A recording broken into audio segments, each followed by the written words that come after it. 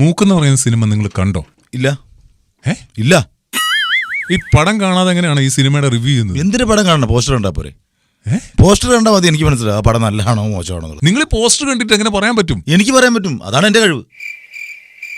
എനിക്ക് പറയാൻ പറ്റും. അത് സിനിമ നല്ലതാണോ, സിനിമയ്ക്കകത്തുള്ള കാര്യങ്ങൾ മൊത്തം നിങ്ങൾക്ക് പറയാൻ പറ്റും? തീർച്ചയായിട്ടും. പോസ്റ്റർ കണ്ടിട്ട്? പോസ്റ്റർ ശരി കാണണ്ട, സൈഡിൽ കൂടെ പോകുമ്പോൾ ജസ്റ്റ് ഒരു ഇടങ്ങോട്ട് നോക്കിയാൽ മതി, ഞാൻ പറയും.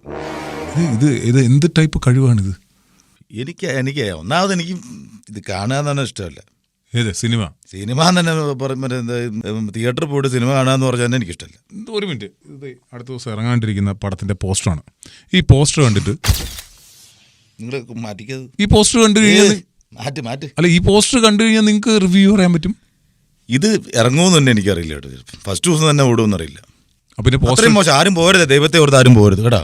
ആരും പോരുത് ഈ പടത്തിന്, ഞാൻ പറയും. അല്ല, പോസ്റ്റർ ഇല്ലാതെ ഇറങ്ങുന്ന സിനിമയാണെങ്കിലോ?